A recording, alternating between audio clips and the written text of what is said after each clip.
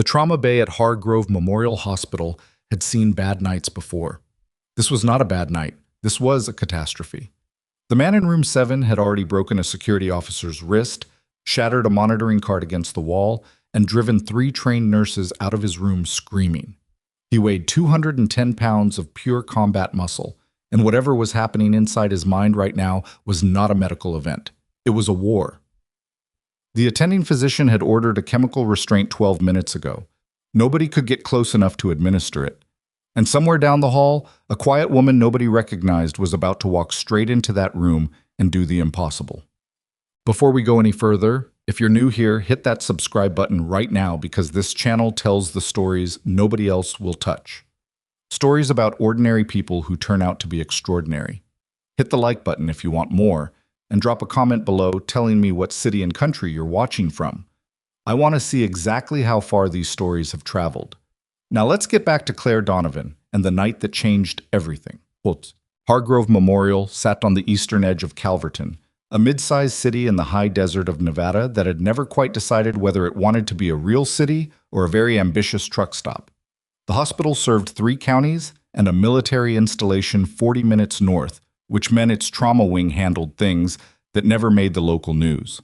Gunshot wounds logged as hunting accidents, burn patterns that didn't match any civilian explanation, men brought in without identification, without next of kin, without any paperwork at all, except a single phone number that, when called, rang for exactly 2 seconds before disconnecting. Staff learned not to ask questions about those cases. Tonight, the man in room 7 was one of those cases. He had arrived at 11:47 p.m. by military transport, not an ambulance, but an unmarked black SUV with federal plates that pulled directly onto the emergency bay apron without calling ahead. 2 men in civilian clothes had carried him in on a stretcher and spoken briefly to the charge nurse, a heavy-set veteran named Dolores Whitman, who had worked trauma for 19 years and thought she had seen everything. They gave her a name, Sergeant Marcus Teal, and a blood type, and nothing else. They left before she could ask a second question. The SUV was gone before the automatic doors finished closing. Sergeant Teal had 3 gunshot wounds, one through the left shoulder, one grazing the right side of his neck, and one that had gone clean through his left thigh without hitting the femoral artery, which was the only reason he was alive at all. He had lost significant blood. He had some kind of infection already building in the shoulder wound, the edges angry and hot in a way that suggested the bullet had carried something in with it. He should have been unconscious. He should have been barely able to lift his hand. Instead, he had thrown a 200-pound orderly into the wall hard enough to crack the drywall. Dr. Preston Vaugh, the attending physician on overnight duty, was 44 years old and had completed his residency at a Level 1 trauma center in Philadelphia. He was not easily rattled. He was rattled now. "I need a sedation team at room 7, he said into the intercom, his voice carefully level. "Full restraint protocol. I want security at both entrances, and I want everyone else back to the nursing station until further notice." He was standing in the corridor outside the room, which had a reinforced observation window in the door. Through it, he could see Marcus Teal sitting upright on the hospital bed, despite the fact that sitting upright should have been physically impossible given his injuries. The man's eyes were moving constantly, tracking threats that weren't there, scanning corners and doorways and the ceiling tiles with the systematic precision of someone who had been trained to clear rooms. His lips were moving. Whatever he was saying, it wasn't audible through the glass. Claire Donovan was at the end of that corridor pushing a medication cart when the call went out. She was a travel nurse, the kind the hospital brought in for 3-month rotations when they were short-staffed, which Hargrove Memorial almost always was. She had been at this facility for 6 weeks. In that time, she had been assigned to the internal medicine ward, the orthopedic floor, and twice to the post-surgical recovery unit. She had never been assigned to trauma. She had also never introduced herself to anyone by more than her first name, always declined the after-shift drinks invitations, and had a habit of arriving exactly on time and leaving exactly at the end of her shift without lingering. The staff had formed the general impression that she was competent but unremarkable. Quiet. The kind of person you stop seeing after a while because they never do anything that forces you to look at them. She had short dark hair, a thin scar along the outer edge of her right jaw that she never explained, and hands that never shook. She stopped pushing the cart. Through the observation window 40 feet away, she could see Sergeant Teal. She couldn't see his face clearly at this distance, but she could see his posture, his movement patterns, the way his head tracked. She stood very still for approximately 4 seconds. Then she walked to the nursing station and spoke to Dolores Whitman. "The man in room 7, Claire said. How long has he been presenting like that?" Dolores looked up from the sedation protocol she was reviewing. "Since he came in. Why? Has anyone talked to him? Actually talked to him, not just given commands?" "He broke Gary's wrist," Dolores said. "Gary is 260 pounds. So no, we have not been engaging in extensive conversation." "He's not attacking people," Claire said. "He's running a threat assessment. He thinks he's still in the field." Dolores stared at her. "You work orthopedics." "I'm aware of that." "So I'm going to need you to go back to orthopedics." Claire looked through the observation window again. "Who authorized the sedation protocol?" "Dr. Vaugh. And before you say anything else, I need you to understand that this is a secured situation and you are not part of it." Claire didn't argue. She pushed her medication cart back down the corridor, turned the corner, and stopped. She stood there for a moment with her hands on the cart handle, looking at the wall. Then she turned around and walked directly to room 7. She didn't knock. She opened the door and stepped inside. The reaction was immediate.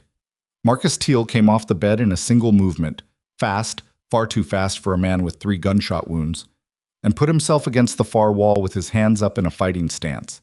His eyes locked onto her with the kind of focused attention that made the air in the room feel different, not the chaotic scrambling of someone in a mental break, the sharp, coiled readiness of someone who had just identified a potential threat and was deciding what to do about it. "Room's clear," Claire said. Her voice was completely flat. No warmth, no clinical softness, no attempt to sound reassuring, just a statement of fact delivered in a specific cadence. "You've already swept it twice. Southeast corner is clean. Windows reinforced, not an entry point." He didn't move. "You've got friendlies in the corridor," she said. "Nobody's breaching. Stand down." Something shifted in his face. Not relaxation, not yet, but a kind of recalibration, like a compass needle that had been spinning and was now looking for north. "Who are you?" he said.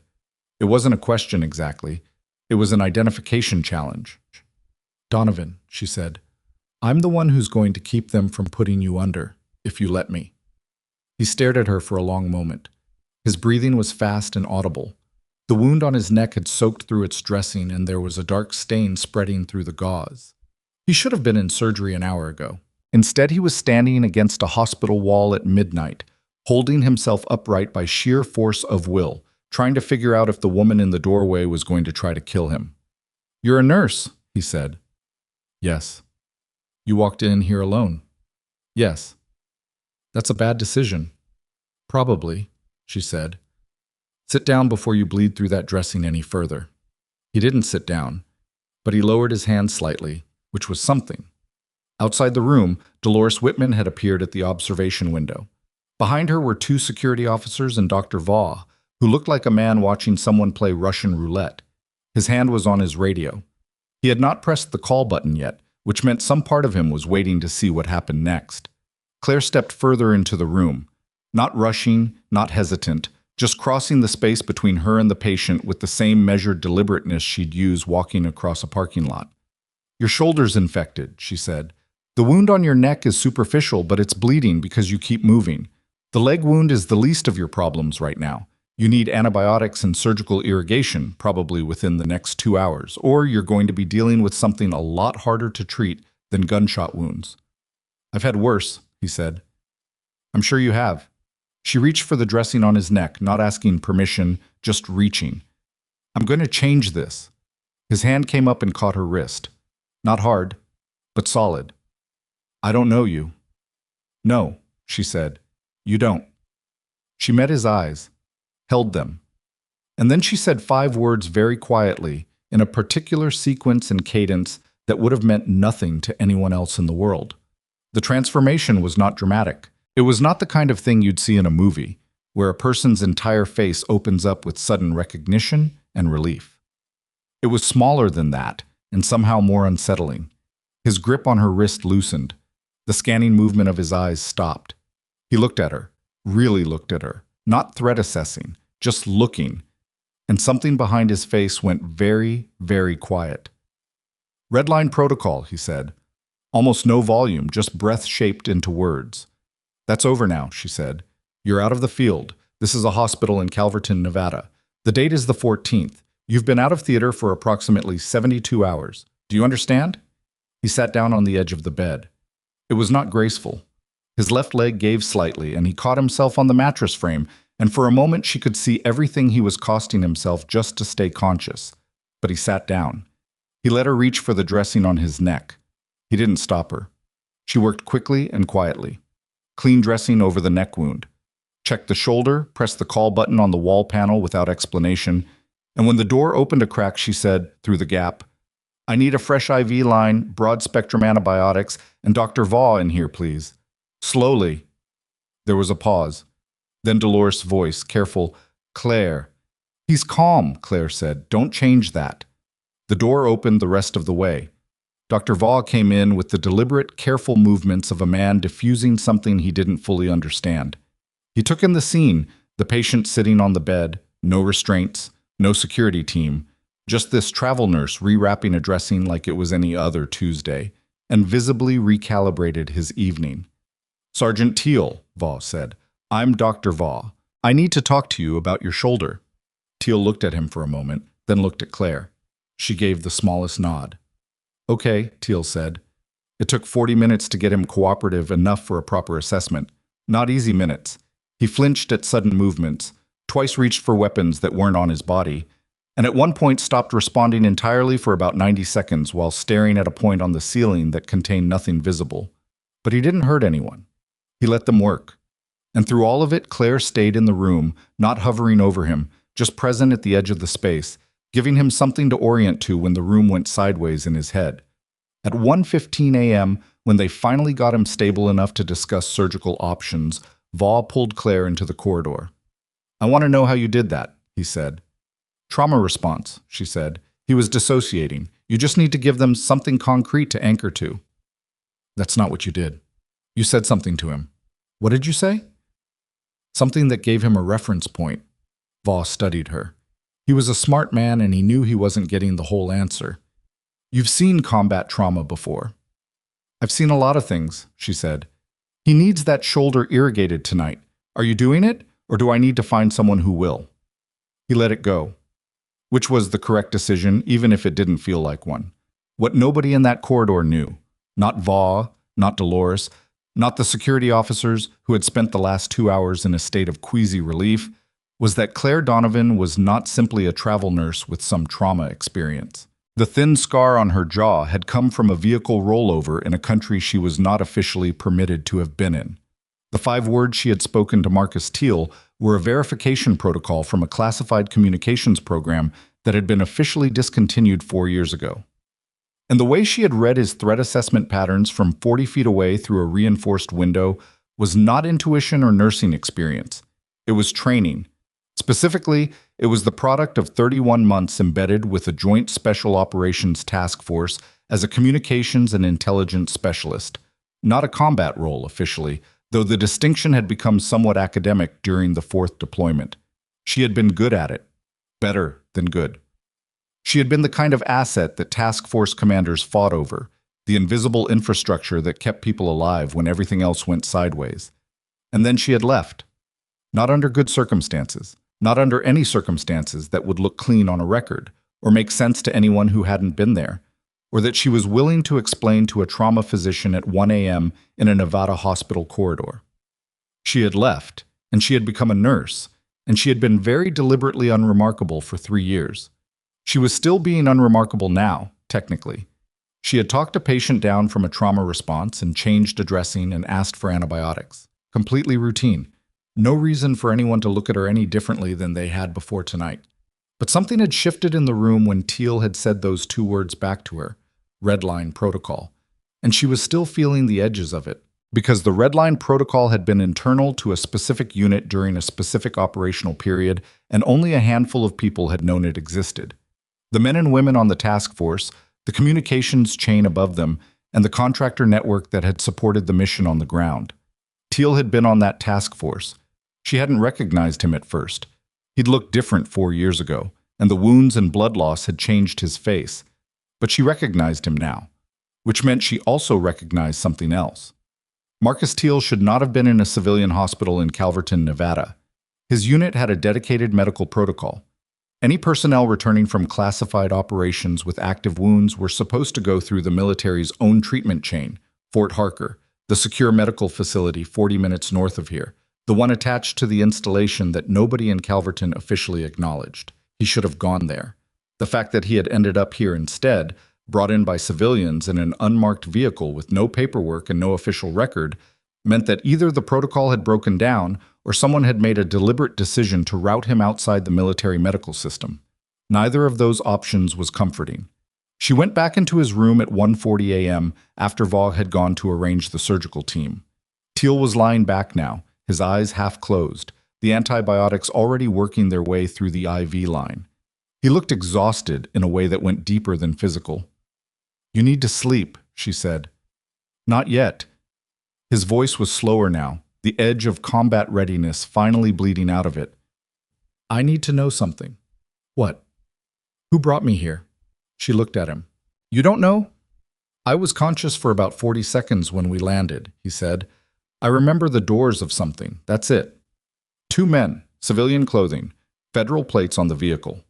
He absorbed this without expression. Then, "Not military transport."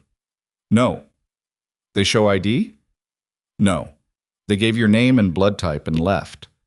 Something moved across his face. Not fear exactly, but its more experienced cousin.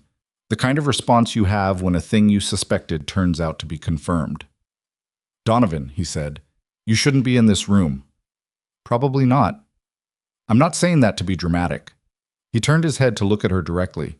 His eyes were clearer now than they'd been, the dissociation retreating under the chemistry of antibiotics and pain management. "I'm saying it because the people who brought me here, they're not going to be happy I'm talking. You haven't told me anything yet." "No," he said, "but you recognize the protocol, which means you already know more than they think anyone does." He paused. "How long have you been here?" "At this hospital." 6 weeks. "You picked this city?" "The agency placed me here. Standard rotation." He was quiet for a moment.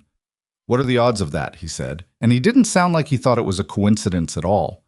Before she could answer, the door opened. It was one of the overnight charge nurses, a young man named Derek, who had the particular expression of someone delivering information he didn't fully understand.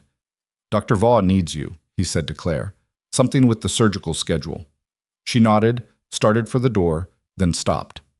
On the bedside table, half hidden under the corner of a pillow, was something that had not been there when she'd entered the room. A small orange prescription bottle, the label facing down, the cap slightly loose.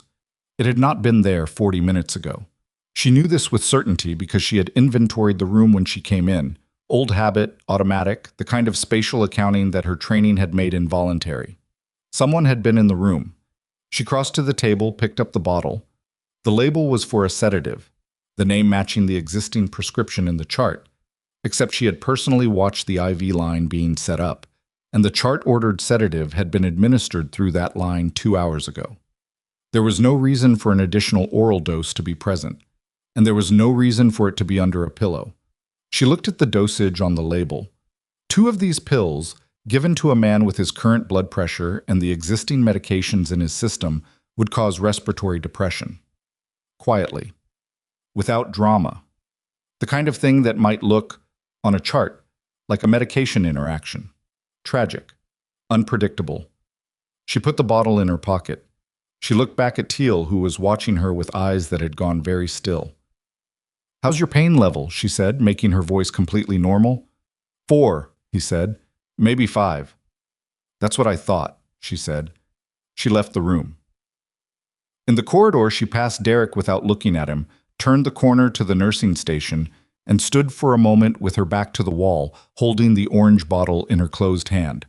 Someone had just tried to kill Marcus Teal inside Hargrove Memorial Hospital, and whoever it was knew exactly what medication would do it quietly enough to disappear into the noise of a trauma chart, which meant it wasn't random, it wasn't a mistake. It was planned by someone who understood hospital medicine well enough to know the gaps, and someone who was close enough to his room to have done it in the last 40 minutes, while the entire staff had been focused on stabilizing him.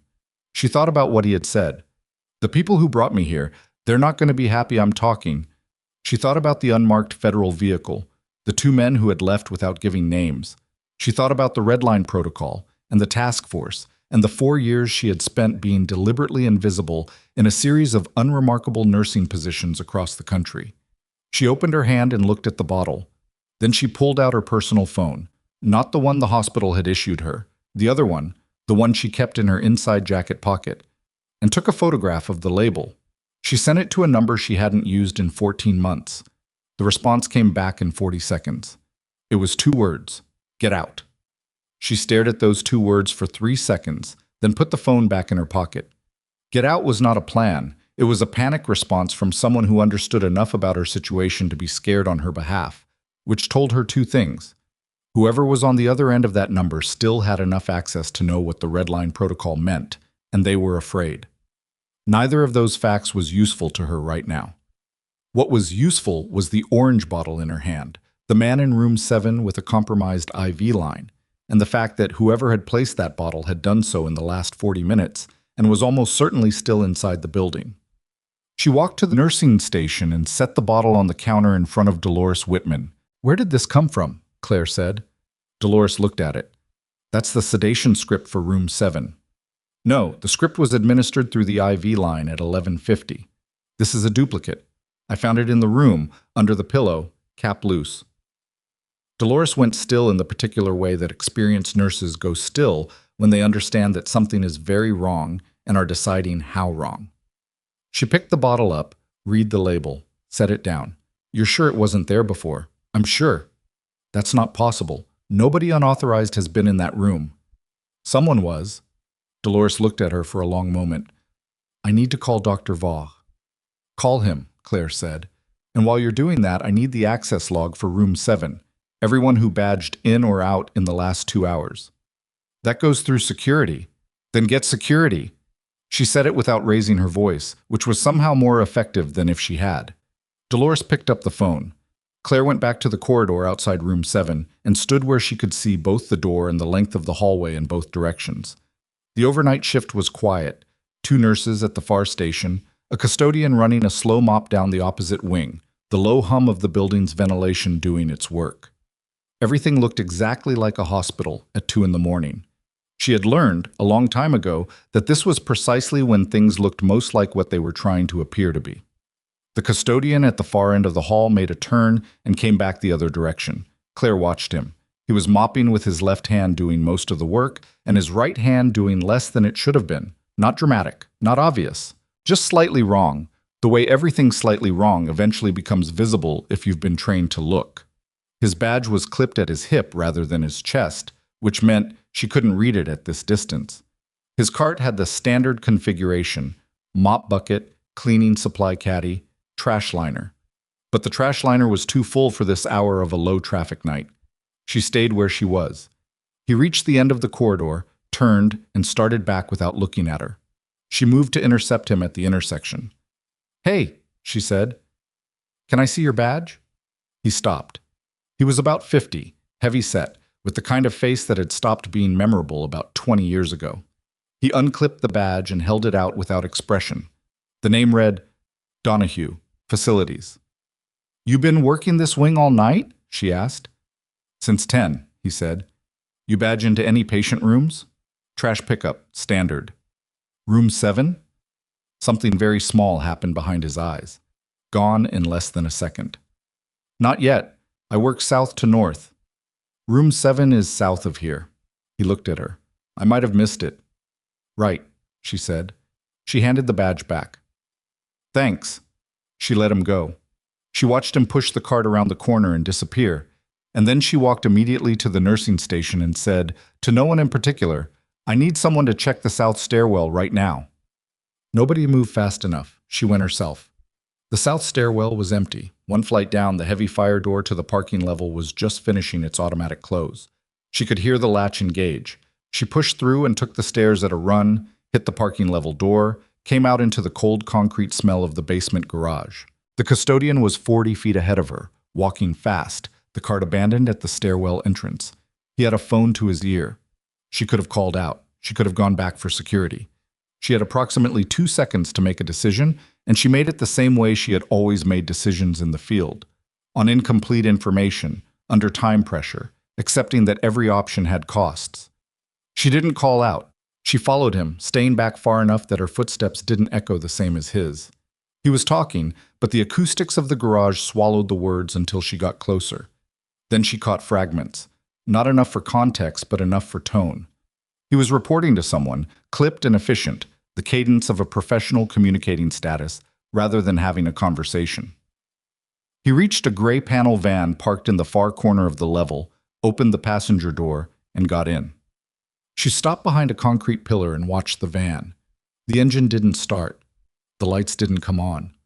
Whoever was in the driver's seat was sitting still, waiting. She pulled out her phone and took a photograph of the license plate.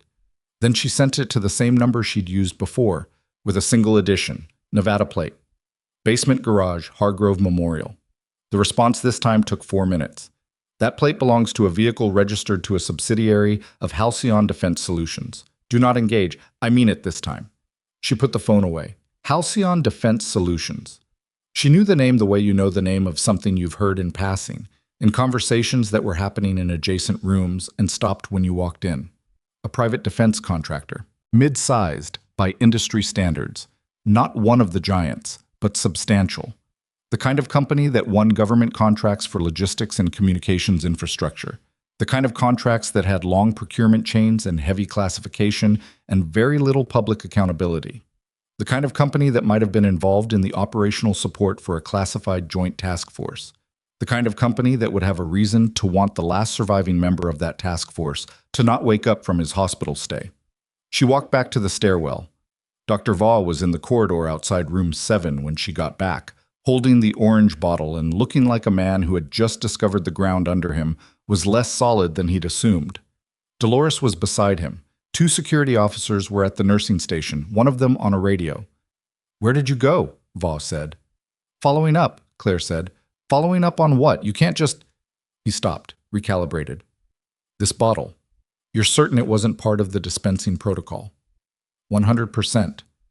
"That would mean someone accessed this room with the intent to—" He stopped again.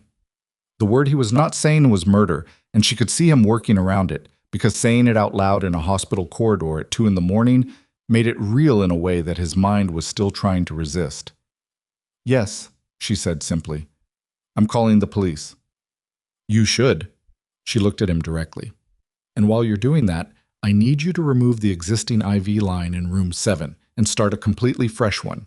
New bag, new line, new everything. Don't reuse anything that's been hanging since he was admitted." He stared at her. "You think the line was compromised? I think we found one method of access. I don't know if it was the only one." He went pale in the specific way that physicians go pale when they understand they have been operating with a false picture of a situation and the true picture is significantly worse. He turned immediately and went into room 7. She heard him speaking to the nurse inside, heard the sound of IV equipment being disconnected and repositioned. She gave it 2 minutes, then went in herself. Teal was still awake. He'd been awake the whole time, she could tell. His eyes had the fixed, deliberate quality of someone who had decided that unconsciousness was not currently an option. He watched her come in and watched Vaugh replace the IV line without speaking, and when Vaugh left, he looked at her and said quietly, "What happened?" "Someone left medication in your room that wasn't prescribed." He absorbed this without visible reaction. "Amount?" "Enough." "You find who did it?" "I know who sent him. I don't know who authorized it from above." He looked at the ceiling for a moment. Then he said, "Halcyon." She went still. "Say that again." "Halcyon Defense Solutions." He said it with the flat, tired weight of a name he'd been carrying for a long time. They were the primary logistics contractor for our task force. The whole operational support chain, communications infrastructure, transport, resupply, the extraction network. Everything ran through a Halcyon subsidiary. "I know what they did," she said. "I worked the communications chain. I just didn't know—" She stopped. "Didn't know what?" She looked at him. "I didn't know they had direct access to personnel records. The kind of access that would let them track where a specific operator ended up after discharge." "They have a lot of access," he said. More than anyone was supposed to know about. Tell me about the operation." He was quiet for a moment. Outside the room, she could hear the controlled urgency of the night staff reacting to the new information, voices, footsteps, the sound of a radio call being made. Through the observation window, she could see the shape of events accelerating, the ordinary machinery of a hospital night being replaced by something with more edges. Operation was called Carry and Reach, Teal said, which tells you something about the people who named it, because nobody names an Operation Carry and Reach unless they already know it's going to cost something they don't want to account for. "I handled communications for a joint task force during that period," she said. "I wasn't read into individual operation names. It was a 6-week mission. We were tracking a weapons pipeline. Not the weapons themselves, the financial network underneath it. The kind of thing that doesn't make news because it's not dramatic enough. It was just money moving through shell companies, but the money was buying things that were ending up in places they absolutely should not have been." He paused. "We got 3 weeks in and we found something nobody expected to find." Which was that Halcyon wasn't just the logistics contractor. They were a node in the financial network we were investigating. They weren't just moving equipment for us. They were moving the same equipment off the books, at night, using the same transport chain, to the other side of the operation. The room was very quiet. "They were supplying both sides," Claire said. "They were profiting from both sides," he said, "which is different. They weren't ideological about it. They had infrastructure in place. They had relationships with multiple parties. And somewhere along the way, someone made the calculation that the profit margin on selling to the people we were trying to stop was better than the margin on selling to us." Who knew this? Inside the unit. By the time we got to week 5, most of my team. He looked at his hands. There were 9 of us on the ground. There was the communications chain above us, which I didn't have full visibility on. And there were the Halcyon liaisons embedded with the support structure, who obviously knew. What happened? He didn't answer immediately. She watched his face and she could see him moving through something. Not reluctance exactly, but the particular weight of having told a story so many times in his head and never out loud that the actual words had become difficult to locate. "Week 6, he said. "We were supposed to extract with the financial records, hard copies and digital, the kind of evidence that would have ended the operation and taken Halcyon down with it." He paused. "The extraction went wrong." "How wrong?" 7 of 9, he said. "I was one of the 2 who made it out.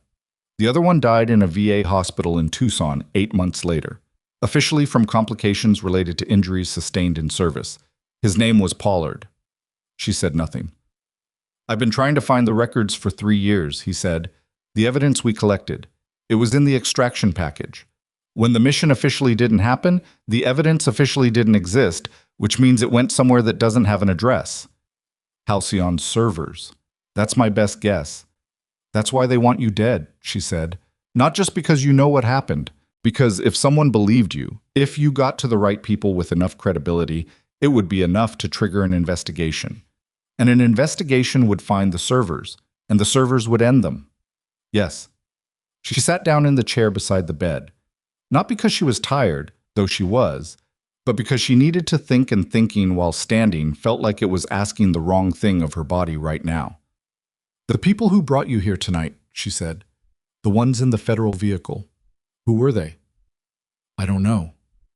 But they weren't Halcyon. If they were Halcyon, I'd be dead already. They would have just let me bleed out." He looked at the ceiling again. "I think they were trying to get me somewhere safe. I think they panicked when I was worse than they expected, and they brought me to the nearest hospital because they didn't have another option. They didn't stay." "No. Which means they're either compromised themselves or they were afraid of being identified." He looked at her. "Or they knew something about this hospital that I don't." She thought about that. 6 weeks. She had been placed here 6 weeks ago by the staffing agency, which had been placing her in rotating assignments for 3 years. Unremarkable assignments. Invisible placements. She had never questioned the logic of them because there had never seemed to be a reason to. She pulled out her phone again. This time, she didn't text the number. She called it. It rang twice. A man's voice answered. Not young. Controlled, with the particular control of someone who had learned it rather than been born with it. "You were supposed to leave," he said. "Who placed me at Hargrove Memorial," she said. Silence. 6 weeks ago, she said. I was placed at this hospital by the agency. Which agency rep made that assignment? Donovan, answer me. A long pause. Then, I did. She closed her eyes for exactly 1 second, then opened them. Why? Because I knew he was coming here. I knew they were going to route him through a civilian facility to keep it off the military medical record. I needed someone in place who could— You used me as a piece, she said, without telling me. I needed someone he would respond to, someone with the right background, someone who wouldn't break when he— Who are you? She said. Right now. What is your current position? Inspector General's office, he said. Federal. I can't say more than that on this line. You're investigating Halcyon. We have been for 2 years. We needed a witness. We needed someone who could— You needed Teal. Yes. And you couldn't get to him through normal channels because Halcyon has penetration inside normal channels. Yes. She looked at Marcus Teal, who was watching her with the careful attention of someone who could hear one side of a conversation and was filling in the rest from context and was not liking what he was filling in. There's a Halcyon vehicle in the basement garage, she said into the phone. They sent someone into this room tonight. I intercepted a medication attempt. You need to move faster than whatever timeline you're working on, because your witness is currently in a civilian hospital with Halcyon assets already inside the perimeter. Another silence. Longer this time. Can you get him stable enough to move? The man asked. He needs surgical irrigation on the shoulder wound. He can't be moved until that's done, and he's got at least 6 hours of antibiotic loading. How long? 12 hours minimum, realistically 18. That's too long. Then come get him yourself and take responsibility for the medical outcome, she said. Otherwise, I need 12 hours, and I need security resources I don't currently have.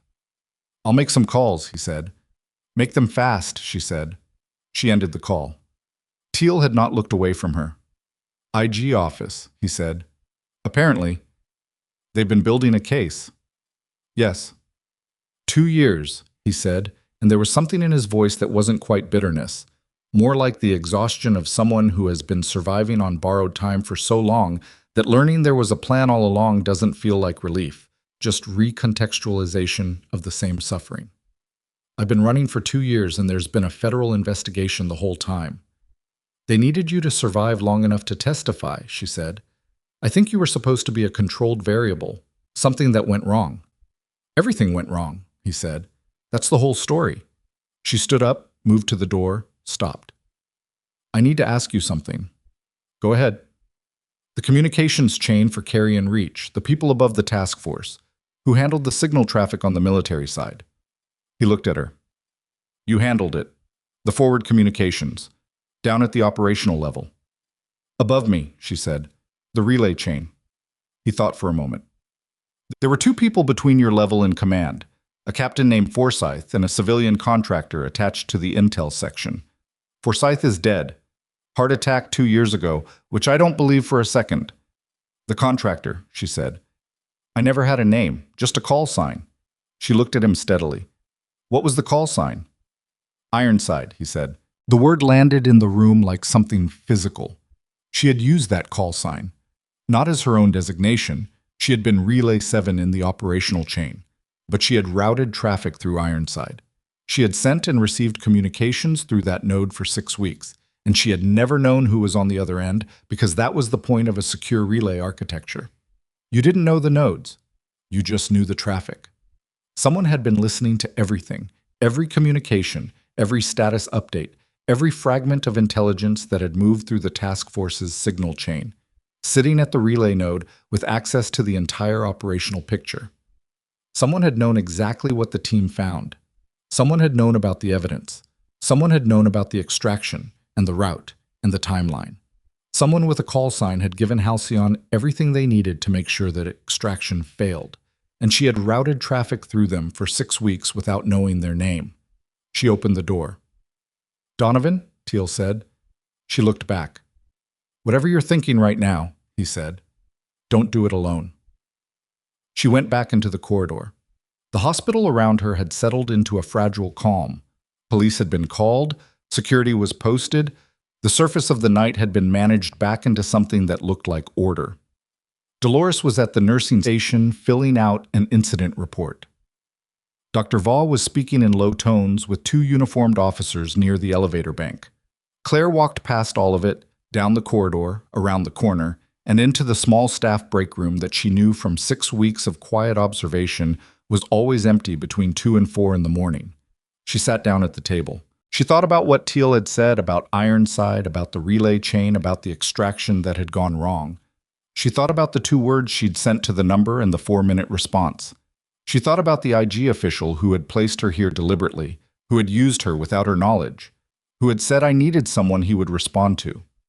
She thought about the timing, the way she had been positioned here 6 weeks before Marcus Teal arrived, the way the staffing agency had placed her in this specific hospital, in this specific city, over 3 years of rotations that had felt random, but apparently weren't. 3 years of rotations. She got her phone back out and opened the list of her previous placements. Tacoma, Washington, Flagstaff, Arizona, Baton Rouge, Louisiana, Reno, Nevada. Each of them unremarkable. Each of them in a city with a military installation or a defense contractor facility within 40 miles. She hadn't noticed that pattern. She had been looking at hospitals, not geography. Someone had been moving her around a board for 3 years, positioning her like a piece she hadn't known she was, keeping her close to the operational footprint of whatever was still unresolved from Carrion Reach, which meant she was not just a nurse who happened to have useful background. She was evidence, or she was a weapon someone was waiting to use. She sat with that for a moment. Then the break room door opened, and Derek, the overnight charge nurse, leaned in with the particular expression of someone delivering information that he understood was significant, but not why. "There's someone here," he said. "Main entrance. He's not a patient. He's asking for you by name." "What name?" she said. Derek looked at the note in his hand. "Donovan. He said he's from the Department of Defense." She looked at Derek. "Is he alone?" "He came in alone, but there's a vehicle outside, black SUV, government plates." Derek hesitated. Do you want me to tell him Tell him I'll be right there," she said. She stood up, straightened her scrubs, and took one long, slow breath. The man at the main entrance at 3 in the morning, claiming to be from the Department of Defense, coming for her by name. He was either the IG contact she'd just spoken to on the phone, which was possible but felt too fast, or he was something else entirely, and the only way to know which was to walk out there. She took her personal phone and slid it into her left pocket.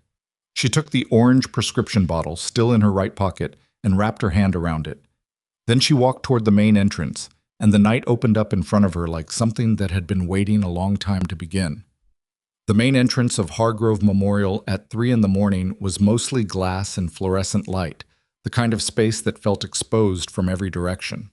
Claire came through the interior doors and stopped just inside the vestibule, putting the glass between herself and the man standing at the reception desk before she committed to anything. He was mid-50s, compact, wearing a dark jacket over a collared shirt with no tie. No uniform, no visible weapon, though that meant nothing. He had the posture of someone who had spent a significant portion of his life in rooms where the furniture was bolted down, and he was standing with his hands visible and relaxed in the specific way that people with training stand when they want to communicate that they are not a threat, which itself communicated that he knew exactly what that signal meant. She pushed through the glass door. He turned when he heard it and looked at her without surprise, which meant he had already identified her from somewhere, a photograph, a description, something. His eyes did a fast assessment and settled. "Donovan," he said. "You have ID," she said. He reached into his jacket with 2 fingers and produced a credential wallet. Federal. Inspector General's Office, Department of Defense. The name on it read Callum Reese. She looked at it long enough to read it properly, then looked at him. "You move fast." "I was already in Calverton," he said. I've been in Calverton for 4 days. Waiting. Hoping we wouldn't need to have this conversation at 3 a.m. with a Halcyon asset in your basement garage." He glanced toward the corridor. "How is he?" "He needs surgery in the next few hours. He's coherent. He's not going anywhere on his own power." She paused. "He told me about Carrion Reach." Reese's expression didn't change significantly, but something behind it recalibrated. "How much?" "Enough. The financial network, the Halcyon connection, the extraction." She kept her voice level. 7 people died on that operation, Mr. Reese. I routed communications traffic through a node called Ironside for 6 weeks without knowing it was compromised. I'd like to know when your office figured that out. 14 months ago, he said. She absorbed that. 14 months. She had been circling this for 3 years, and the answer had existed for 14 months.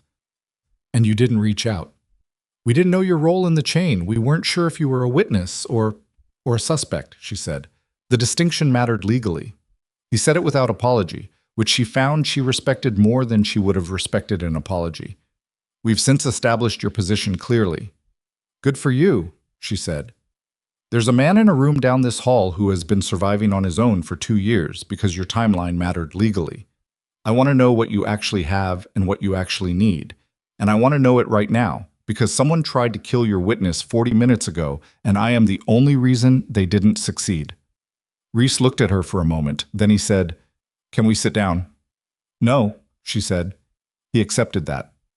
We have financial records, 14 months of forensic accounting that traces money from Halcyon subsidiaries through a chain of shell entities into accounts connected to the weapons network Carrion Reach was investigating.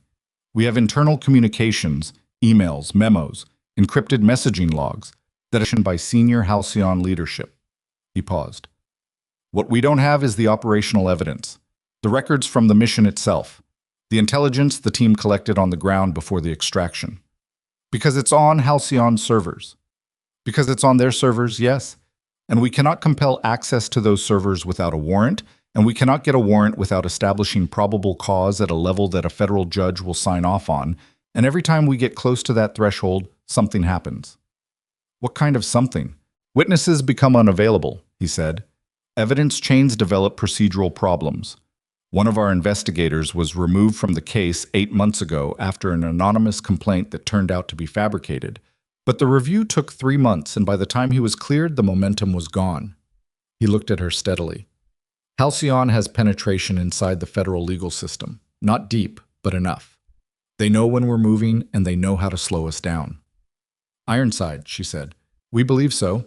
We haven't identified who it is. Teal said the only other person above the communications chain on the military side was a captain named Forsyth, who's dead. Forsyth was not Ironside. We've established that. He paused. Ironside was a civilian contractor attached to the Signals Intelligence section. We have a list of 11 people who could have held that position. We've eliminated 9 of them. Which leaves 2. Yes. She thought about that. A relay node with access to the entire operational picture. Someone who had been sitting inside the communications chain for 6 weeks, watching the task force close in on a conspiracy that implicated their employer, feeding information out through the same channel they were supposed to be protecting. I need to know who the 2 are, she said. I'm not in a position to... Mr. Reese... She kept her voice quiet, which was more effective than the alternative. Someone placed an overdose dose of sedative under my patient's pillow tonight. Someone has been tracking Marcus Teal for 2 years. Someone inside your investigation has been compromising your case for 14 months. And you placed me in this hospital 6 weeks ago without telling me why, which means you've been making decisions about my safety and my exposure without my knowledge or consent. She looked at him. Give me the 2 names. A long pause. Vickers, he said. Raymond Vickers. He's currently working for a logistics consulting firm in Arlington, and a woman named Petra Lund. She dropped off the grid about 18 months ago. We have a last known address in Reno, but nothing current. Reno, Nevada. Her previous placement before Calverton had been Reno. 4 months at a rehabilitation hospital on the eastern edge of the city. She had not known why she was there. She had been told it was a standard rotation. She kept her face still. When did you place me in Reno? He hesitated. Donovan, how long have you been moving me around? The silence was its own answer. 26 months, he said finally. We identified you as a potential asset approximately 26 months ago. Your placement rotations since then have been coordinated. She looked at him for a long moment. The fluorescent light was doing its flat, indifferent work on both of them. Somewhere in the hospital behind her, a monitor was beeping in a regular rhythm that meant something was stable, which felt like the wrong metaphor for everything happening right now. You moved me near Vickers in Arlington, she said. The Tacoma placement. That's 40 minutes from Arlington by air. We wanted to see if he made contact. Did he? No. And Reno. Near Loon's last known. Yes. And she didn't surface. No. She turned away from him and looked at the dark parking lot through the glass entrance doors. The black SUV was visible under the lot lights, parked in the fire lane with its engine running, the exhaust just visible in the cold night air. She had been a piece on a board for over 2 years, not a person making choices, a coordinate being moved around a map by someone who understood the board better than she did and had decided without asking her that she was more useful as an instrument than as an informed participant. The anger she felt about this was real, and she put it away because it wasn't useful right now, and she could retrieve it later when there was space for it. The Halcyon vehicle in the basement, she said, turning back. What are you going to do about it? Local law enforcement is on the way. They'll spook whoever's in it, and they'll leave, she said. They're not going to wait around for a patrol unit. I have 2 agents outside.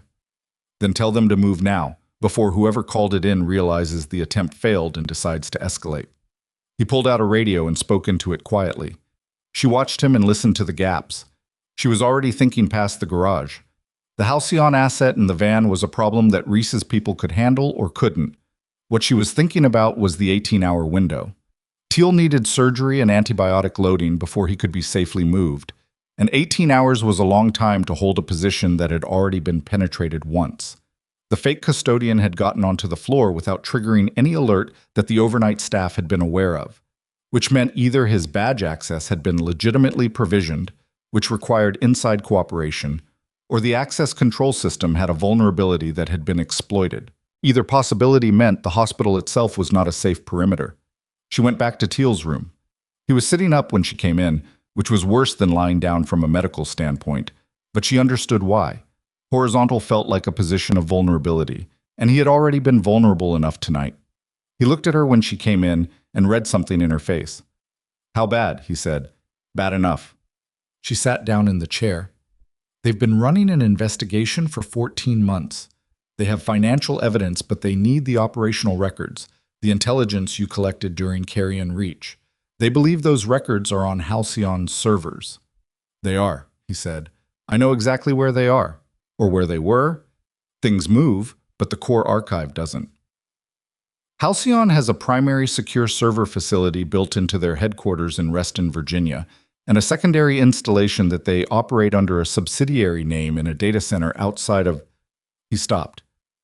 How do I know I can trust the IG contact? You don't, she said, but he's the only option currently in the building that isn't trying to kill you, so... He made a sound that was almost a laugh. Almost. Fair point. His name is Reese. He's going to want to debrief you as soon as you're stable enough. And the surgery. Tonight. I'm going to push Vaugh to move faster.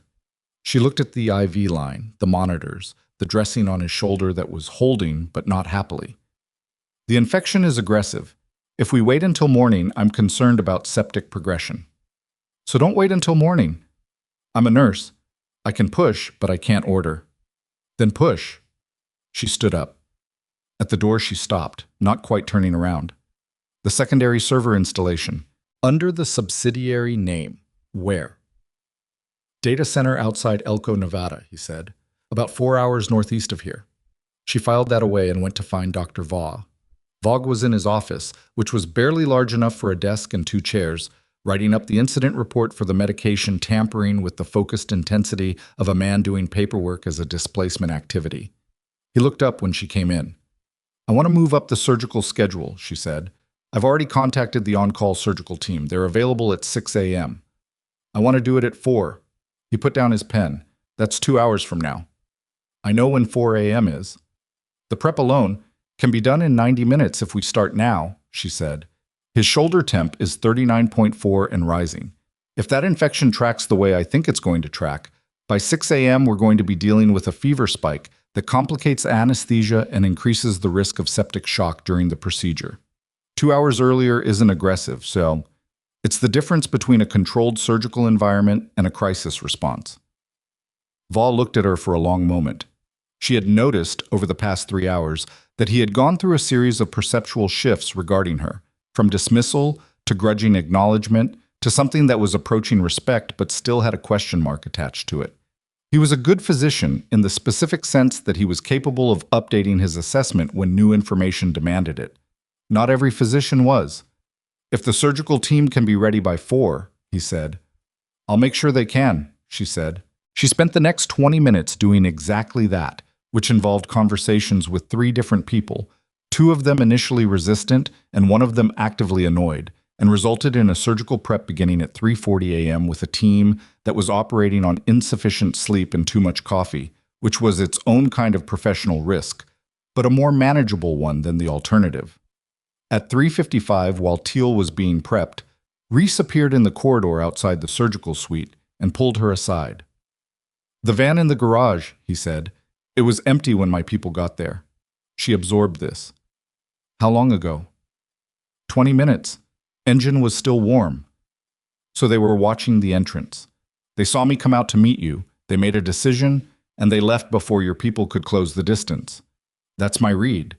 Which means they have eyes on the building from outside, and they know the attempt failed, and they know federal presence is on site. She thought for a moment.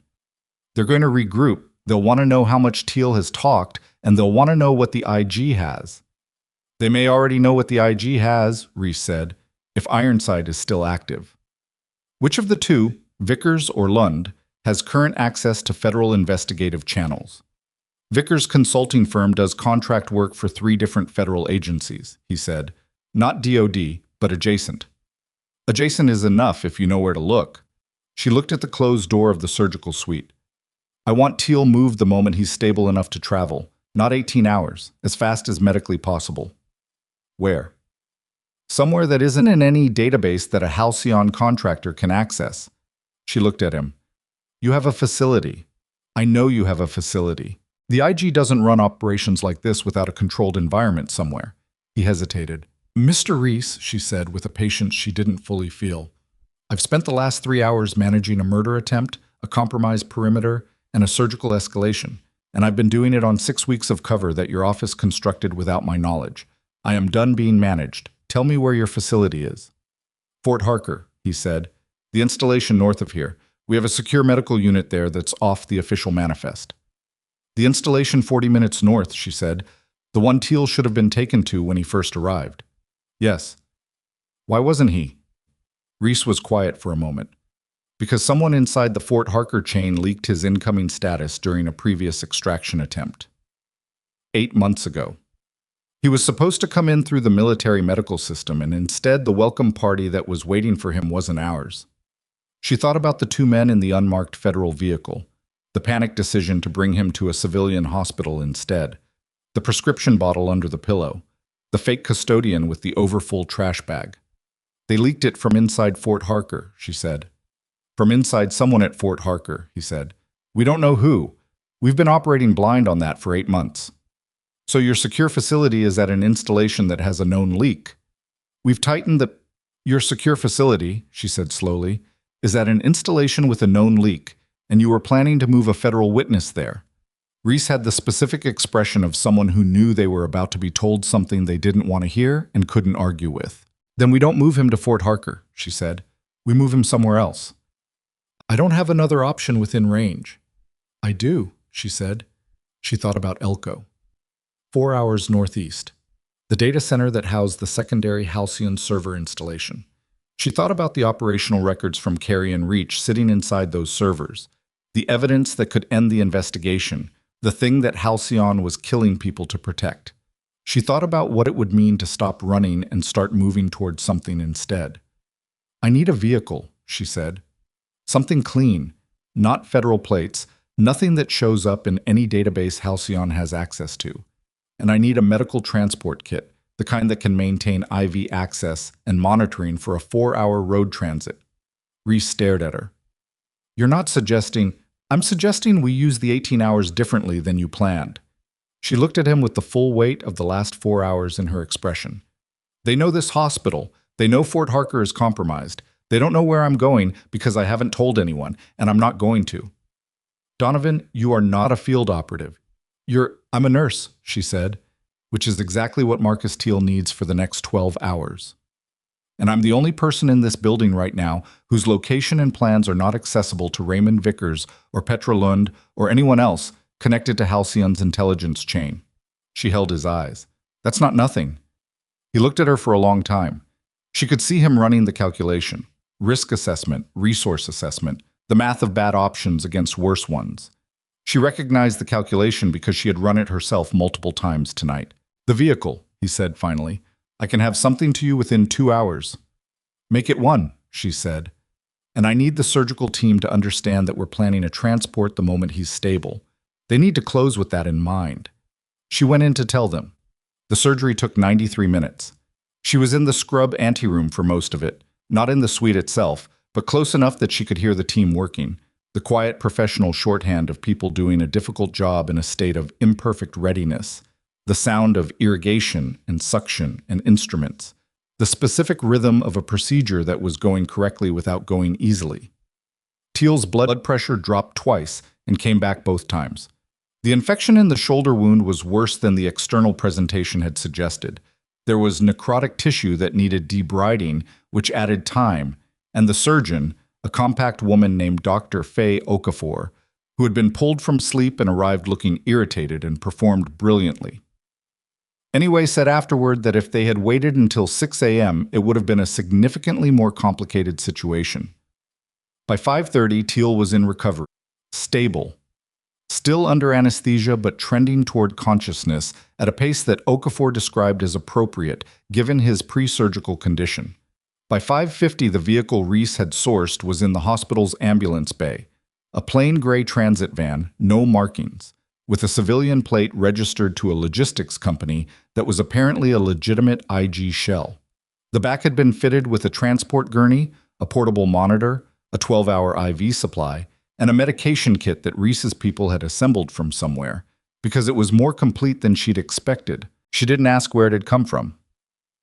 At 6:10, Teal came out of anesthesia far faster than the anesthesiologist expected, which the anesthesiologist attributed to metabolic efficiency, and which Claire attributed to the fact that Marcus Teal had apparently decided, at some level below conscious thought, that being unconscious in this particular hospital was no longer something he was willing to tolerate. He looked at the ceiling for a moment, then turned his head and looked at her. "Surgery's done," she said. "You did fine." "Where are we going?" he said. His voice was rough from the intubation. "Somewhere the people trying to kill you don't know about yet." He processed this for a moment. "You're driving." "Yes." "You know where we're going." "Yes." "You're not going to tell me." "Not yet." She checked the monitor, checked the IV, looked at the dressing. Clean, holding, no seepage. Okafor had done solid work. "Can you tolerate transport?" He looked at the ceiling again. She could see him running his own assessment, internal, the way operators learn to do, not asking the body whether it hurt, but asking it whether it would hold. "Yes," he said. "Okay." She looked up. Reese was in the doorway. She held his eyes for a moment. "Don't file the transport paperwork until we're already moving, and don't tell anyone which direction we headed." "Donovan." His voice had a quality she hadn't heard from him before. Not authority, not calculation, but something closer to concern. "If this goes wrong, then it goes wrong," she said, "and it'll be my decision that made it go wrong, which is an improvement over the last 26 months. She turned back to Teal. "Ready?" "Ready," he said. They moved him to the van in the gray pre-dawn, in the quiet that happens after a night shift and before the day shift, the window when hospitals are at their most still. Reese held the door. Dolores Whitman appeared from somewhere at the last minute and pressed a folded piece of paper into Claire's hand without saying anything. She looked at it in the van's dim interior and found it was Dolores's personal cell number, and under it, in Dolores's careful handwriting, "You didn't do this alone." She folded it and put it in her pocket. She climbed into the driver's seat. The keys were already in the ignition. She had a paper map, actual paper, nothing digital, nothing that pinged a cell tower or populated a navigation log, spread on the passenger seat with the route marked in pencil. She started the engine. 4 hours to Elko. 4 hours on empty Nevada highway in the early morning light with a recovering operator in the back, and 14 months of federal evidence and a conspiracy that had been killing people to stay hidden, and two names she didn't know which one to trust. She pulled out of the ambulance bay and turned north, which was the wrong direction, which was the point, which she maintained for 20 minutes before doubling back south through a residential neighborhood and picking up the state route that would take her northeast. She drove. Teal was quiet in the back. Occasionally she heard him shift position, heard the monitor's soft, regular tone. An hour out of Calverton, when the highway opened up into the flat, empty expanse of high desert and the sky was beginning to lighten at the eastern edge, his voice came through the partition. Donovan. Yeah. The place we're going. Does Reese know? No. A pause. Does anyone know? No. Okay, he said. She drove. The sun came up 40 minutes later, flat and direct, the Nevada desert turning from gray to ochre to the hard particular gold of a morning that made no promises. She had the window cracked and could smell the sage in the cold, dry air, and underneath it the faint antiseptic smell from the back of the van, which was the smell of the problem she was carrying and the problem she was driving toward. 90 miles from Calverton, her personal phone buzzed. She glanced at it. Not Reese's number. A number she didn't recognize. Nevada area code. She let it ring. It rang again, then stopped. Then a text arrived from the same number. She read it at the next long, straight section of highway, holding the phone up with her right hand while her left stayed on the wheel. It said, "I know where you're going. Turn around." She looked at it for 3 seconds, then looked back at the road. Her phone buzzed again. Another text from the same number. "The data center in Elko has been offline for 6 weeks. Whatever you think is in those servers, it's not there anymore. They moved it. And the person who told your operator where to find it knew that when they said it." She kept driving. Her hands on the wheel were steady, but her mind was moving very fast through the implications of what she had just read. Because if it was true, if the servers in Elko had been emptied 6 weeks ago, then someone had given Teal that information knowing it was out of date, knowing she would hear it, knowing it would point her northeast at exactly the wrong time. 6 weeks ago. The same week she had been placed at Hargrove Memorial. She looked in the rearview mirror. Nothing on the highway behind her for as far as she could see. Empty desert in every direction. She looked at the phone again. Then she heard something she was not supposed to hear. A sound from the back of the van that was not the monitor, not Teal's shifting position, not anything she had cataloged in her mental inventory of the sounds this vehicle made. It was the distinct double click of a vehicle door being unlatched from the inside. She did not pull over. Her foot stayed on the accelerator and her eyes moved to the rearview mirror and she said very evenly, "Teal." "I'm here," he said. His voice was controlled but tight. "Back door just opened from outside." Not from inside, from outside. She looked at the mirror again. The van's rear doors had small rectangular windows at eye height.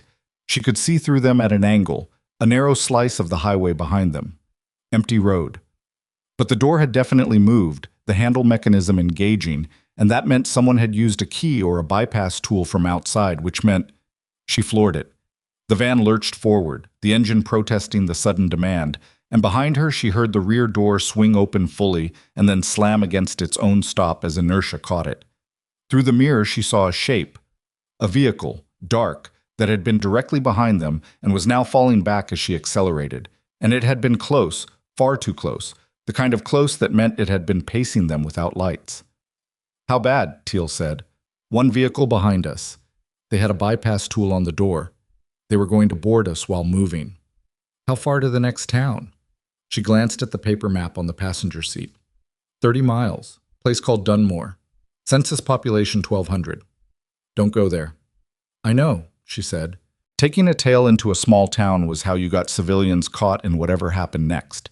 She knew this the same way she knew most operational things. Not from direct experience of this specific scenario, but from enough adjacent experience that the principle was solid. The vehicle behind them was accelerating now. Black, low, an SUV of some kind. It was not trying to hide anymore. She had the van at 93 miles per hour. It was not built for 93 miles per hour. She could feel the handling going loose, the vehicle's body roll increasing on the uneven highway surface, and she adjusted her grip and her line and kept it there because the alternative was worse. Her phone was on the passenger seat. She grabbed it, kept her eyes on the road, and hit the call button for Reese. He picked up on the second ring. She heard background noise, voices, movement that told her he was already active. "I have a tail," she said. "One vehicle. They had a bypass tool on the rear door. They were already on me before I cleared Calverton's range. They tracked the van somehow." "The transponder," Reese said, and his voice had the specific quality of a man who had just understood a mistake. "The van has a standard fleet transponder. I should have pull it remotely if you can. If not, it doesn't matter. They already know where I am." She watched the SUV in the mirror. It was closing the gap steadily. "I need to know if you can get anything to my position. Law enforcement, another vehicle, anything." "Closest resource is 40 minutes out." 40 minutes at this speed was a geography she couldn't calculate without more information. "What about the phone that texted me? The Nevada number. Do you know who that is?" A pause. "What phone?" "Someone texted me 40 minutes ago saying the Elko data center has been offline for 6 weeks, that the servers were moved." A longer pause. "I didn't send that." "I know you didn't. Who sent it?" "I don't know. Send me the number." She read it off from memory. Behind her, the SUV was within 4 car lengths now. She could see it clearly. Tinted windows, no plates on the front, which meant either they'd removed them or they'd never had them. The rear door of the van, which had swung open and caught on its stop, was now shaking in the wind drag. She needed to close it or it was going to tear off and become a road hazard, but closing it meant slowing down, and she couldn't slow down. "Teal," she said. "I see it." "Can you close it from where you are?" A pause. "I can reach the handle if I brace on the gurney frame, but if they come alongside while I'm doing it—" "They won't," she said. "Not yet. They want to board, not run us off. They need us intact." She didn't know if that was true. It was an inference based on behavior. They had tried to board rather than ram, which suggested taking rather than destroying. But she had been wrong about situation assessments before, and she knew it, and she kept that in the back of her mind as a weight against overconfidence. She heard Teal moving. The sounds were wrong, too slow, the careful movement of someone managing significant post-surgical pain and operating anyway, making the decision to operate anyway, which was its own kind of information about who he was. There was a scrape of metal, the groan of the door and its hinges, and then a solid click as the latch engaged. "Done," he said. His voice was rougher than it had been. "Good. Now get back on the gurney and hold on to something." She looked at the mirror. The SUV had maintained its distance rather than closing the final gap, which updated her inference. They had noticed the door close and they were reassessing. Good. Reassessment took time. She looked at the map again. 30 miles to Dunmore, which she wasn't going to. But 8 miles ahead, the highway intersected a secondary road that ran south toward the Humboldt-Toiyabe National Forest boundary. The road would be rough. It was marked as unpaved past the first 3 miles. And the van was not built for unpaved, but neither was the SUV behind her, and she had one advantage they might not expect. She knew what was at the end of that road. She had studied Nevada geography for 4 weeks before her placement in Calverton. Reese's people had left her a detailed brief on the region, ostensibly for orientation purposes, and she had read it the way she read everything, completely, retaining the specifics, understanding the structural logic of the landscape. The secondary road south led to a former Bureau of Land Management Maintenance depot that had been decommissioned 8 years ago. The structure was empty. The access road beyond it was gated, but the gate was a standard federal forestry lock, and she had a universal key on her keyring because Reese's people had been thorough, even if they hadn't told her why. She had not understood at the time why a travel nurse would need a federal forestry gate key. She understood now. She took the secondary road at 60, which was too fast, and felt the van's chassis register its opinion through every surface she was in contact with. The blacktop ended exactly where the map said it would, and she went from asphalt to packed dirt without slowing, and the van's suspension did what van suspensions do on packed dirt at 60 miles per hour, which was perform adequately while complaining loudly. The SUV took the turn behind her. She had expected this. She had hoped they might not, might choose to stay on the highway and reposition, but they had committed, which meant they were committed to taking her here, in the open landscape, away from traffic and witnesses. She let herself think about what that meant for approximately 2 seconds, and then stopped thinking about it because it wasn't actionable. The BLM depot appeared through the scrub at a little over 3 miles. A low concrete block building, 2 vehicle bays with roll-up doors, a chain-link perimeter that had once had razor wire at the top and now had the rusted anchors where it used to be. The access gate was 30 feet ahead. She slowed to 40, then 30, pulled the federal key from her key ring with one hand while steering with the other, and made the calculation. She could not stop to unlock the gate. If she stopped, the SUV closed the gap in approximately 15 seconds. She hit the gate at 22 miles per hour. The chain link was old and the locking mechanism took the impact at its weakest point. The post anchor on the right side pulled out of the ground in a spray of dry dirt, and the gate swung inward on the damaged left hinge, and the van went through with a sound like a guitar string snapping and a shudder that she felt in her back teeth. Behind her, the SUV hit the same gap at higher speed and lost its passenger side mirror on the remaining gate section. She saw it spin off into the scrub. She brought the van around the back of the depot building and stopped. "We're on foot from here," she said. She was out of the driver's door before the engine finished shutting down, going around to the rear. Teal had the door open already. He was upright, which he should not have been, his face doing the specific compressed work of someone managing severe pain through applied will, the IV line still in his arm with the bag looped over his shoulder like the world's worst piece of luggage. "You need to leave the—" she started. "I need to move," he said. "Tell me where." She looked at the depot building, the vehicle bays on the south face. "There." He moved. Not fast, not clean. He was favoring his left side badly, and his right hand kept coming up to press against the shoulder dressing through his gown, which meant the sutures were unhappy, which meant she was going to need to look at that as soon as there was a moment to look at anything. But he moved without assistance, and she kept pace beside him, and they reached the vehicle bay door on the left as the SUV came around the building's eastern corner. She pulled the roll-up handle. The door was not locked. BLM had stopped locking it when they stopped using it. And it went up with a sound like a train derailing, loud and unstoppable, and they went inside. The bay was empty except for the smell of old diesel and a workbench along the south wall with a collection of hand tools that had been left when the depot closed. She pulled the door back down. Full dark except for the light coming under the bay door's bottom edge and through a single cracked pane in the one high window. "Down," she said. They put themselves against the east wall, below the window line. She could hear the SUV outside, the engine cutting, doors, footsteps on the packed dirt. 2 sets of footsteps, maybe 3. She looked at the workbench, a pipe wrench, a pry bar, a socket set in a tray. Not ideal. She took the pry bar and put it in her right hand and looked at Teal, who had found a section of metal conduit on the floor near the wall and was holding it in his right hand, which was his better hand. She held up 3 fingers, then 2, then 1. The bay door went up in a controlled lift from outside. They had found the exterior handle. And daylight came in and she was already moving, not toward the door but laterally along the east wall, away from where they'd expect her to be. 2 men, both armed, both trained, moving into the space with the angled entry pattern that meant they had done this before. They cleared the door threshold and split left and right the way professionals split, and the one who went right was the one who found empty wall where she should have been, which was the moment of confusion she needed.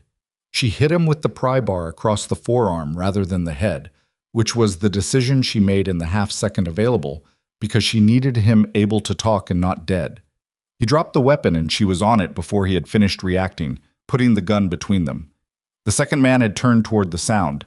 Teal hit him with the conduit across the back of the knees. The man went down hard on the concrete. Teal followed him, which cost him.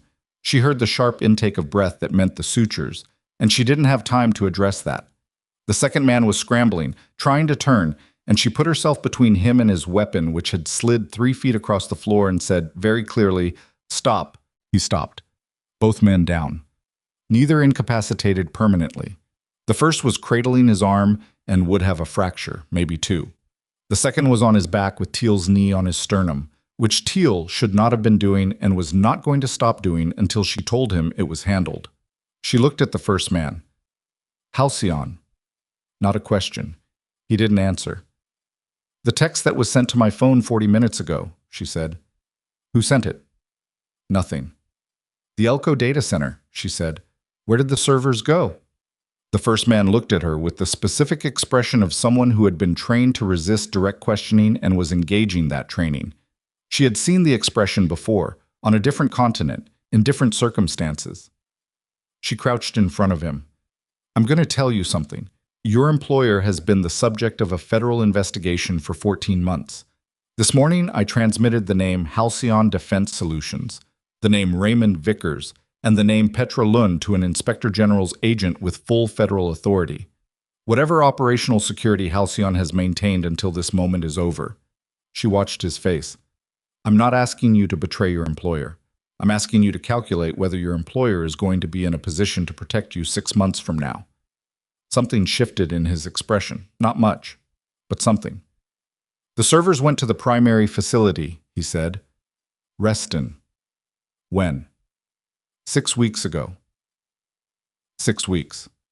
The same week she had been placed at Hargrove Memorial. The same week that whoever had set this in motion had started moving pieces. Someone had moved the servers and then sent Teal information pointing at the old location, and the question was whether that someone was trying to protect Halcyon or trying to redirect the investigation for their own reasons. "The text," she said. "Who sent it?" The man looked at her. "I don't know about any text." She believed him. She zip-tied both men to the workbench using zip ties from the medical kit in the van, the large ones meant for securing equipment, and left them with water and told them law enforcement was being notified of their location, which was true. She called Reese from the depot while Teal sat on the floor against the wall and let her look at the shoulder dressing, which had held better than she'd expected given everything he'd done to it in the last 40 minutes. "2 Halcyon personnel secured at the BLM depot," she said when Reese answered. "I need law enforcement here for pickup, and I need to know about the Nevada number that texted me." "I've been running it," Reese said. "The number traces to a burner purchased in Reno 14 months ago. Reno, Petra Lund's last known location." "She's not with Halcyon," Claire said slowly. "She's trying to stop them." "That's one interpretation." "Or she's trying to redirect the investigation for her own protection," Claire said, which was the other interpretation, the one she'd already thought through.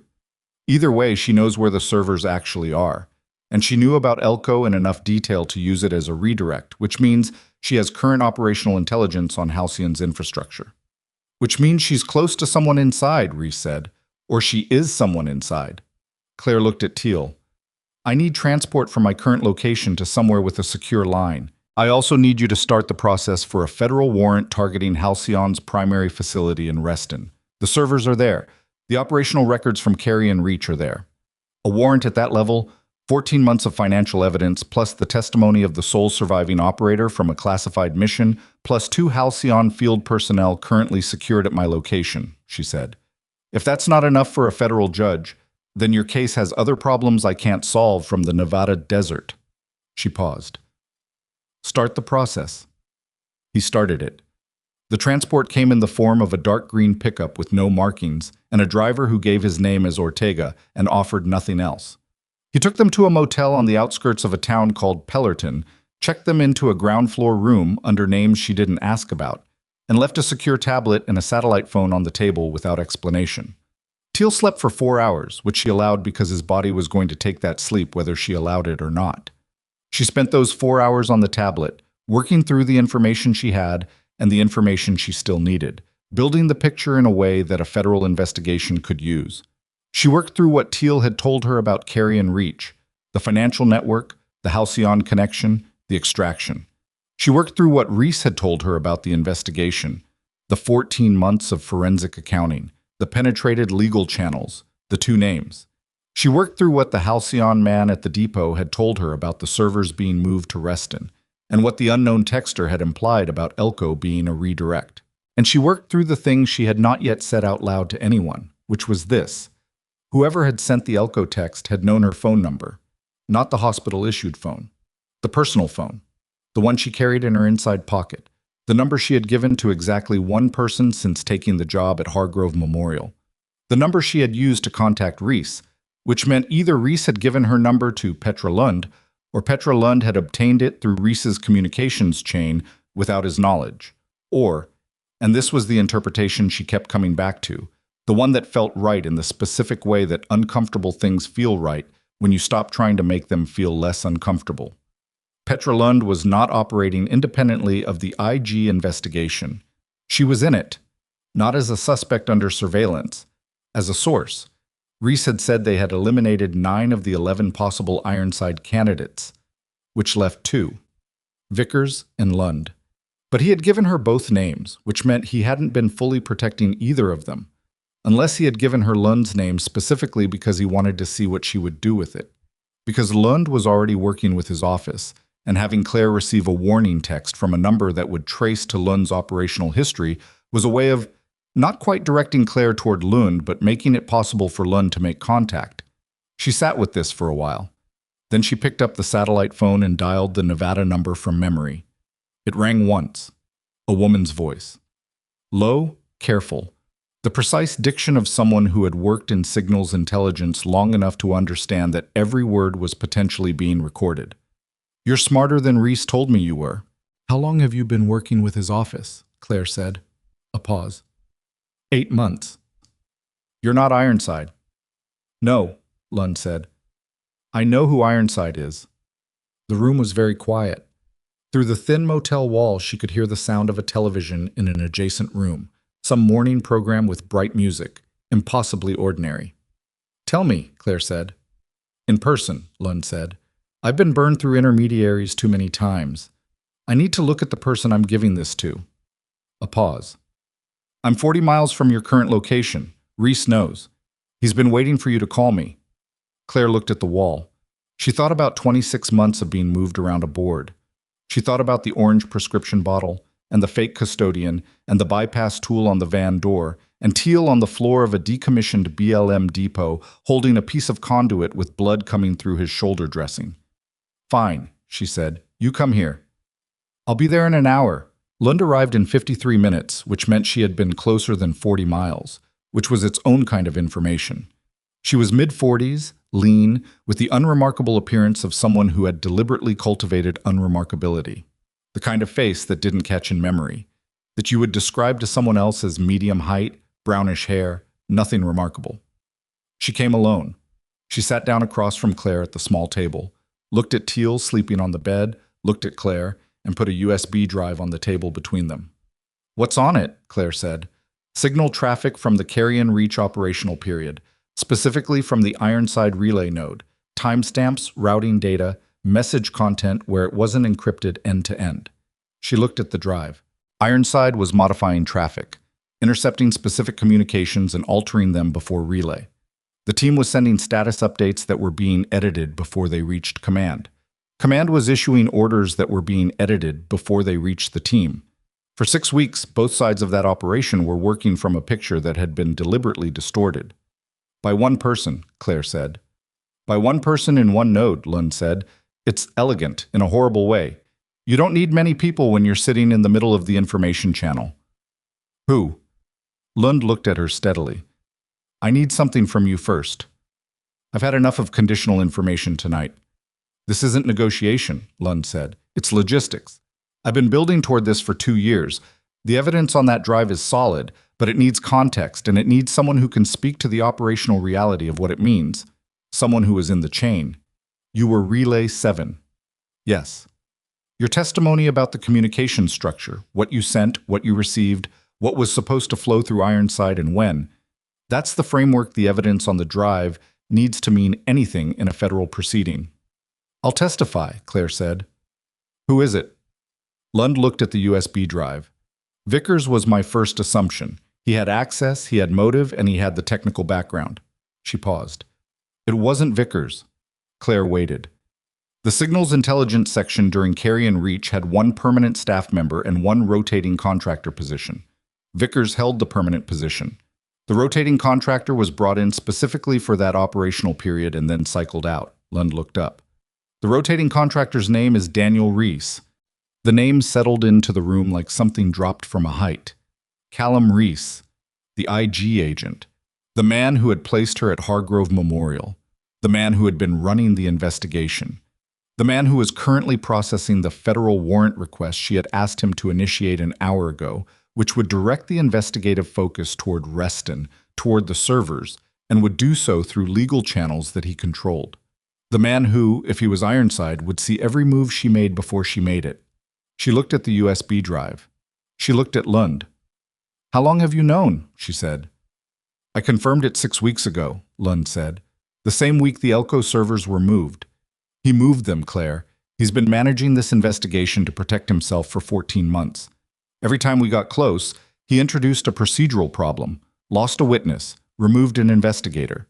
He put you in that hospital because he knew Teal was coming and he needed someone to stabilize Teal long enough for Halcyon to finish the job.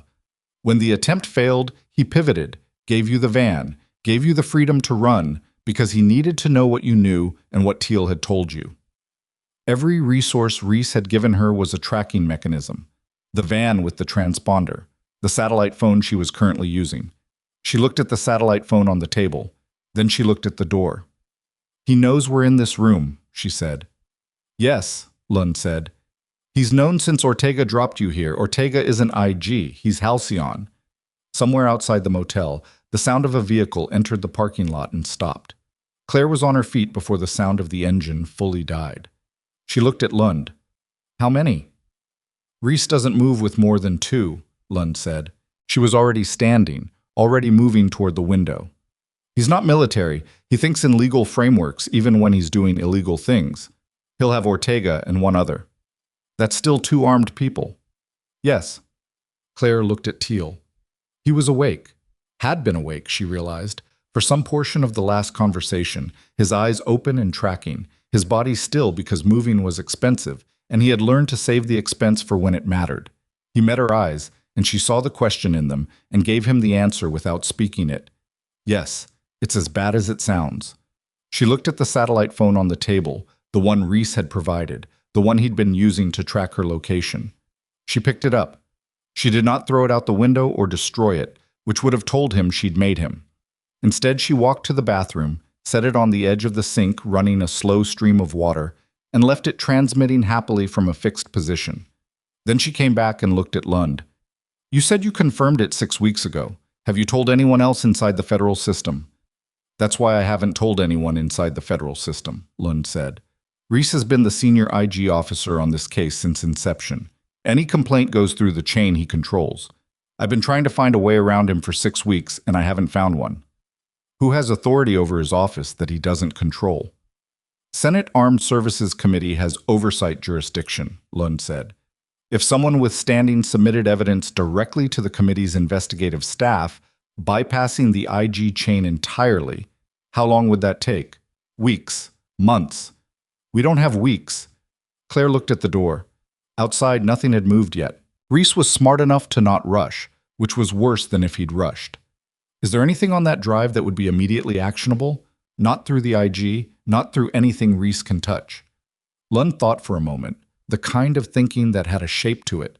Claire could see her moving through options and rejecting them, one after another, the quick internal accounting of someone who had been living inside this problem long enough to know all the closed doors. "FBI," Lund said, "the Counterintelligence Division.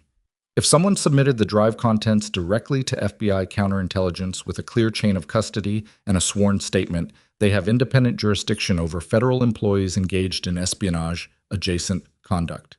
Reese can't touch that process. It exists specifically to investigate cases where the IG chain might be compromised." "You have a contact there." "I had one, 2 years ago." "Is she still in the division?" Lund looked at her. "How did you know it was a she?" "Because you've been doing this alone for 2 years, and people who do things alone for 2 years don't trust men with institutional authority," Claire said. "Is she still there?" "I don't know," Lund said. "I haven't made contact because any communication through standard channels—" "Give me her name," Claire said. Outside, a car door opened. One set of footsteps on gravel. Lund said the name. "Special Agent Dara Whitfield, FBI Washington Field Office, Counterintelligence Section." Claire looked at Teal. "Do you have a phone? Not the one Reese's people know about." Teal reached under the mattress and produced a phone that was so basic it barely qualified as a smartphone, the kind you buy at a gas station for cash, the kind that has a number that exists in no database connected to anything. He held it out. She took it. She looked at Lund. "You're going to step outside and walk toward the road. Not toward the vehicle. Toward the road. You're going to make yourself visible, and you're going to give me 3 minutes." Lund looked at her. He'll detain me. He'll try to manage you, Claire said, which will take him 3 minutes because you know enough to make grabbing you in a motel parking lot in daylight a liability. He'll talk first. She held Lund's eyes. 3 minutes. Lund picked up the USB drive and held it out. Claire took it. Lund walked to the door, opened it, and stepped into the daylight. Claire was already at the room's single window on the east wall, which faced away from the parking lot, the glass old enough to open with manual pressure if you released the lock and pushed correctly. She had assessed this within 3 minutes of arriving. Old habit, the kind that had been keeping her alive since last night. The window opened onto a narrow concrete walkway between the motel's east wall and a chain-link fence beyond which was a vacant lot choked with dry brush. She looked at Teal. Window. Now. He made a sound that was not quite a word and got off the bed. He was moving better than he should have been and worse than she wanted him to be, and she didn't have time to reconcile those two facts, so she just moved with him, got the window up, went through first so she could help him over the sill without putting weight on the shoulder. He came through the window with his jaw set and his face doing the work of someone who was converting pain into something functional, and he landed on the walkway outside and stayed upright, which was the only thing she'd asked of him. She closed the window from outside, left it looking undisturbed. She dialed the FBI Washington field office main number from the burner phone, not Whitfield's direct line, which she didn't have, but the main number which was publicly listed, which would route to a human being who could transfer her to counterintelligence. She moved while it rang, guiding Teal along the walkway toward the motel's east end, toward the street. The call connected. She identified herself by name, gave her former military communications designation, and asked for the counterintelligence section by name. She was transferred twice. On the third connection, a woman's voice answered with a name and a badge number in the clipped, information-dense way of someone who answered phones expecting either bureaucracy or urgency and was prepared for both. Special Agent Whitfield, Claire said. My name is Claire Donovan. I'm a former military communications specialist, and I have evidence of a federal officer acting as a covert asset for a private defense contractor during a classified special operations mission. I have signal traffic data, financial documentation chain, and 2 witnesses, including the sole surviving operator from the compromised mission. The officer in question is currently attempting to detain me and suppress this evidence. She kept walking. I need to give you what I have before that happens. A pause. Then, how are you transmitting? Burner phone. I have a USB drive with the primary evidence. Where are you? She gave the town name and the motel name.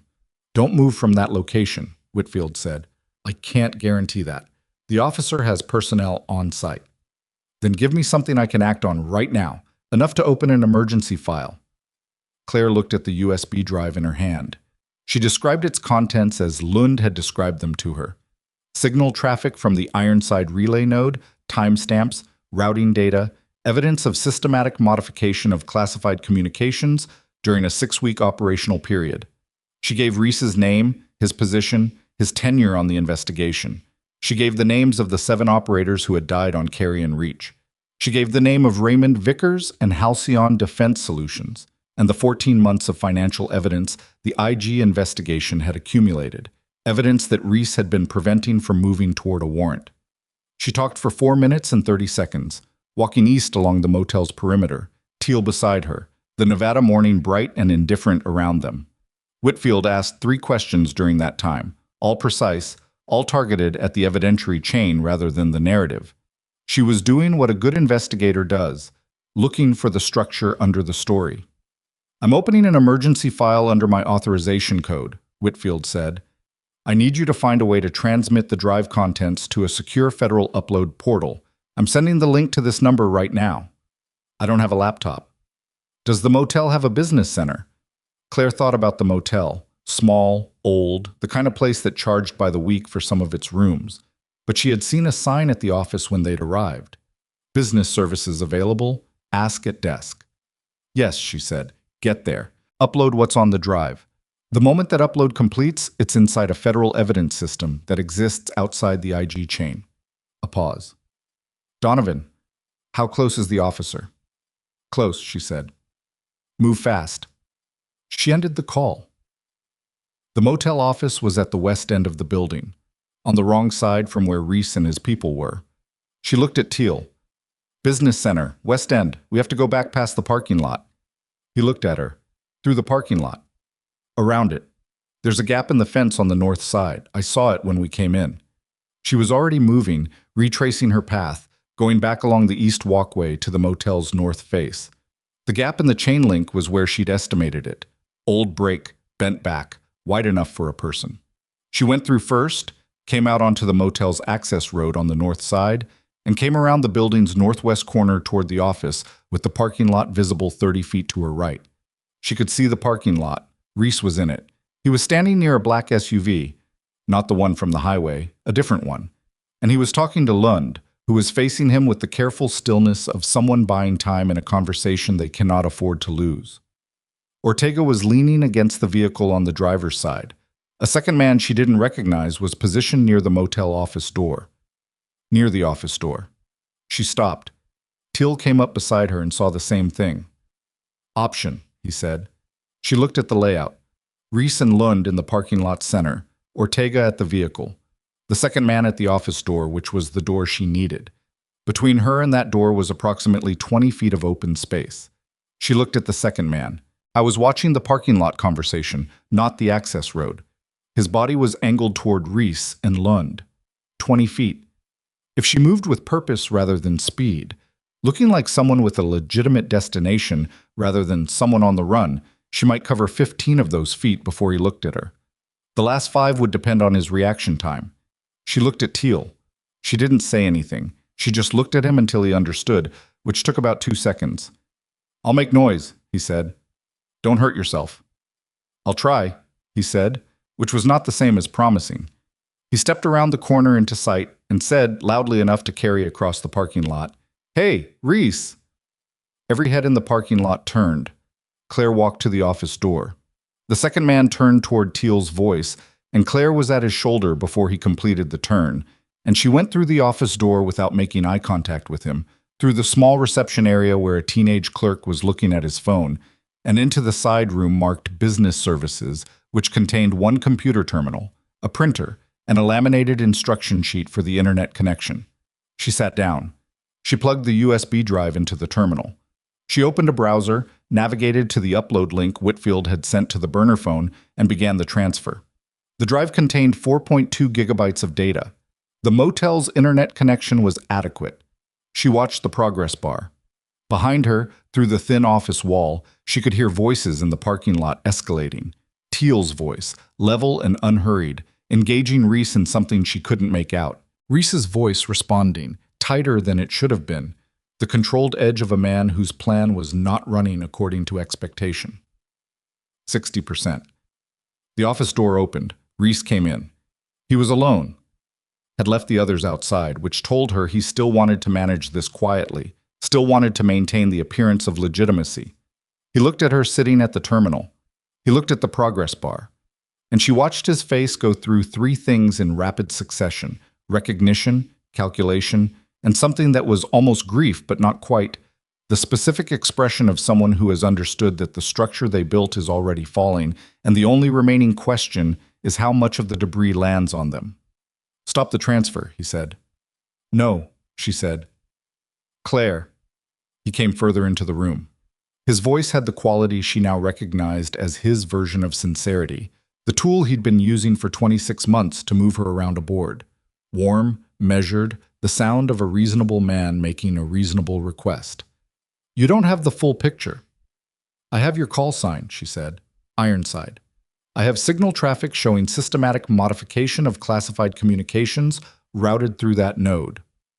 I have the testimony of Petra Lund, who identified you 14 months ago and has been building the evidence chain since. And I have the name Halcyon Defense Solutions and 14 months of financial forensics that your office collected and that you've been preventing from reaching a warrant. She looked at the progress bar, 78%. I have enough. He was silent for a moment. She could hear his breathing, which was controlled but not quite steady. I kept people alive, he said. You don't understand what Halcyon was capable of, what they were willing to do. If I'd moved openly 3 years ago, everyone connected to Carry and Reach would have been dead inside a month. I was managing the damage. 7 people died on that operation, she said. You modified the communications that got them killed. I modified communications to protect two of them, Teal and Pollard. I rerouted their extraction data to a channel Halcyon couldn't see. Teal survived because of what I did. She looked at him. Pollard died in a VA hospital 8 months later. Complications, he said. I couldn't protect him from that. And the other 7, his jaw tightened, were not recoverable. By the time I understood what Halcyon had done to the network, it was too late to warn them without exposing myself. I made a decision. You decided which people were worth protecting and which weren't. I decided which people I could protect without destroying the only position I had to eventually bring Halcyon down. His voice was harder now, the sincerity tool put away, what was underneath it showing for the first time. I've spent 3 years building toward this. Everything I've done, placing you in those hospitals, moving you near Vickers and Lund, bringing Teal here, it was all pointed at the same outcome, Halcyon's exposure. Through a process you controlled, she said, at a pace you controlled. With a warrant, you would have directed at evidence you had already neutralized. She looked at the progress bar. 91%. You moved the servers to Reston, the secondary facility in Elko.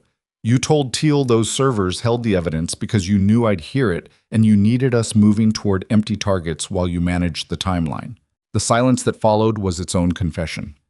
You weren't going to expose Halcyon, she said. You were going to expose enough of Halcyon to justify the investigation's existence and bury the parts that implicated you in 7 deaths. A controlled burn. Sacrifice some executives, close the file, retire. He looked at her for a long moment. I was in an impossible position. Yes, she said. And the people who die in impossible positions are usually the ones who didn't choose to be there. 97%. He moved toward her. He didn't reach her. The office door opened again and Special Agent Dara Whitfield came through it with 2 FBI agents behind her and a federal badge in her hand, and the specific forward momentum of someone who had driven from a field office at a speed that suggested she had not fully respected Nevada traffic law to get here. And she looked at Reese and said his name and his position and then the words that closed doors. He stopped. His hands came up. Not all the way. Not the surrender gesture, the controlled stop of a man who was still calculating, still looking for the angle. But the calculation was running on empty now, and somewhere behind his eyes something went quiet that had been running for a long time. The progress bar reached 100%, upload complete. She pulled the drive from the terminal and stood up. Whitfield looked at her. Donovan. The drive's been transmitted, Claire said. You have the primary evidence and I have the original. I have 2 witnesses, Sergeant Marcus Teal, currently in the parking lot, who is a post-surgical patient and needs medical attention before anything else, and Petra Lund, who has been cooperating with your office as of approximately 6 minutes ago, whether she knows it yet or not. Whitfield nodded. She handed Claire a business card. You'll need to give a full statement. I know, Claire said. She walked out of the office into the Nevada morning. Teal was sitting on the hood of the SUV because standing had stopped being an option, and Lund was beside him, and Ortega was on the ground with his hands zip-tied behind him because someone, she looked at Teal, had made a decision while she was inside. Teal met her eyes and shrugged his good shoulder, which told her everything she needed to know about how that had gone. She went to him. She looked at the shoulder dressing, which had survived. She put her hand on his arm, briefly, the way you touch someone when you want them to know you see them without making it into something neither of you has space for right now. It's done, she said. He looked at her. Reese. FBI has him. He absorbed this with the stillness of someone who has been carrying something very heavy for a very long time and has just been told they can set it down but doesn't quite trust the ground yet. The evidence, he said, transmitted. Whitfield's office. Outside any chain Halcyon can reach. He was quiet for a moment. The sun was doing its flat desert work on both of them, and in the distance the highway carried its ordinary traffic, trucks and ordinary cars going to ordinary places, the world continuing its unremarkable business. Okay, he said. It came out sounding like something much larger than the word. What followed was not a clean resolution. Clean resolutions are for people who have not actually been through anything. What followed was weeks of federal process, formal statements, evidence review, the particular institutional machinery of a major federal investigation changing direction, mid-operation. There were legal challenges. There were procedural disputes. There were days when the whole structure felt like it might collapse under the weight of its own complexity, when Halcyon's legal team filed motions and counterclaims and appeals that consumed days and generated paper in quantities that felt designed to exhaust rather than resolve. Callum Reese was charged on 7 counts, the most significant of which was involuntary manslaughter in the context of a willful failure to warn personnel under threat, a charge his lawyers contested aggressively and which the prosecutor pursued with the particular tenacity of someone who had read the signal traffic from the Ironside node and could not find a way to read it charitably. The charge was eventually reduced in plea negotiation, which was the outcome that made the lawyers on both sides tolerable to the legal system and made everyone else furious. He received 12 years. He would serve less. The system was what it was. Raymond Vickers was arrested at his consulting firm's Arlington office on a Tuesday morning while he was in a client meeting, which was the specific kind of public humiliation that the news cycle found irresistible and which his lawyers spent considerable effort trying to contextualize and failed. He had not been Ironside, but he had been something adjacent, a knowing participant in Halcyon's communications intelligence network, a conduit for information that had traveled from federal investigative channels into corporate hands. He received 8 years. Halcyon Defense Solutions senior leadership was indicted on 14 counts, including fraud, conspiracy, and violations of federal contracting law so numerous that the lead prosecutor had to use a summary chart during the preliminary hearing just to keep the counts organized. The corporation itself was placed under federal receivership within 4 months, its contracts suspended, its assets frozen pending resolution of civil suits from the families of the 7 operators who had died during Carrion Reach. The civil suits were ongoing. They would be ongoing for a long time. That was also the system being what it was. Petra Lund gave testimony for 3 days and was placed in a federal witness protection program that she declined after 2 weeks on the grounds that she had been invisible for long enough and preferred to be findable. She was offered a position with the FBI's counterintelligence section. She took it. She had been doing the work for 2 years anyway. For Marcus Teal, the recovery was not linear. His shoulder required a second surgery 6 weeks after the first, a revision to address scar tissue that had formed in a way that limited his range of motion more than acceptable. He spent 3 months in physical therapy at a facility in Colorado that specialized in veteran rehabilitation, and he was not a cooperative patient, which the physical therapist noted in his file with the professional restraint of people who had seen worse and knew how to wait. He got most of his range back. Not all. He stopped trying to get the rest when he decided that 90% of his arm was enough to do everything he actually wanted to do, and that chasing the final 10% was costing him more than the 10% was worth. This was the kind of decision that sounds simple and isn't. His service record was reviewed by a military board convened specifically to address the records of personnel who had served in operations subsequently found to have been compromised by contractor misconduct. The review took 4 months. At the end of it, his record was corrected, his classification upgraded, and the operations board formally recognized his conduct during Carrion Reach as consistent with the highest standards of military service. They offered him a commendation. He accepted it without ceremony, which was the way he accepted everything, without performing what he felt, just feeling it in the private space where it actually lived. He did not return to active service. He was not sure he wanted to, and he was no longer willing to do things he was not sure about. He took a position as an advisor to a veterans transition program in New Mexico, helping operators navigate the specific disorientation of returning to civilian life after deployments that the civilian world had no framework for understanding. He was not a natural teacher. He was too blunt, occasionally too impatient, sometimes visibly struggling with the gap between what he knew and what he could usefully explain. The veterans in the program liked him anyway, specifically because of those qualities. He was bad at performing okayness, which meant they didn't have to perform it back. Claire gave her formal statement over the course of 4 days in a federal building in Las Vegas, which was the nearest city with a secured interview facility large enough to house the number of agencies that wanted to be in the room. The statement covered 3 years of placement rotations, her role in the Carrion Reach communications chain, her actions at Hargrove Memorial, and everything that had followed. She told it in the same order it had happened, without editorializing, without softening the parts where she had operated on incomplete information and made consequential decisions anyway. At the end of the 4th day, The lead FBI investigator, not Whitfield, a different agent who had the specific gravity of someone with 20 years in federal law, looked at her across the conference table and said, "Is there anything you want to add for the record?" She thought about that. "I want it on the record that Dolores Whitman, charge nurse at Hargrove Memorial Hospital in Calverton, Nevada, identified the medication discrepancy through proper protocol and acted with full professional responsibility throughout the events of that night," she said. "She's not in any of the statements I've seen, and she should be." He wrote it down. "Anything else?" "No," she said. Her own record was reviewed as part of the same board process that reviewed Teal's.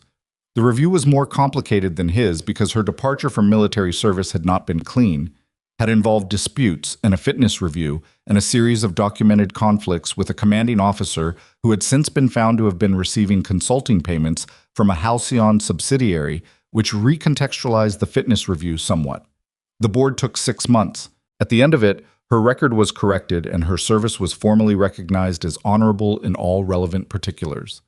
The staffing agency that had been placing her for 3 years, the one Reese had been using to position her around his operational map, was investigated and found to have been a legitimate agency used without its knowledge as a coordination mechanism. The agency's director was furious in a way that generated several strongly worded letters to federal oversight bodies, and one op-ed in a professional nursing publication. The letters in the op-ed did not change anything substantively, but they were not wrong, and being not wrong about something matters even when it doesn't change anything.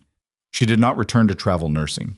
She had spent 3 years making herself invisible and unremarkable, had spent 3 years learning to read environments and disappear into them, and she was good at it in the way that people become good at the things they do compulsively. But she was done with invisible. She had been invisible when 7 people died, and invisible while a federal officer built a career on managing their deaths, and the protection that invisibility had offered her turned out to have been largely illusory anyway. She moved to Albuquerque. Not because of Teal. They existed in the same city by something closer to parallel momentum than to choice, both of them drawn to the high desert because it was large enough to have space in it. She took a position as a trauma nurse at a Level 2 trauma center that was chronically understaffed and consistently overwhelmed and populated by people who had chosen difficulty over comfort because comfortable was not the thing they were built for. She was not an easy employee. She asked too many questions about protocols she thought were suboptimal, pushed back on physician decisions she felt were made without adequate information, and had a habit of arriving early and staying late that made the people who arrived on time and left on time feel vaguely criticized by comparison. Her supervisors found her valuable and occasionally exhausting, which was the accurate description. She did not try to make herself easier to manage. She had tried that for 3 years, and it had gotten 7 people killed and cost her the better part of a decade. On a Thursday in November, 14 months after the night at Hargrove Memorial, she was in the break room at the end of a 12-hour shift when her phone showed a news notification. A federal court in Virginia had sentenced the last of Halcyon's senior leadership. The final conviction, the last of the 14 counts, resolved. She looked at the notification for a moment. Then she put the phone away and poured a second cup of coffee and sat down. The world has a long history of deciding that certain people don't matter, that the quiet ones, the overlooked ones, the ones without titles or visibility or the right kind of credentials can be moved around and used and discarded without consequence. It's a comfortable belief for the people doing the deciding. It tends to hold right up until the moment it doesn't.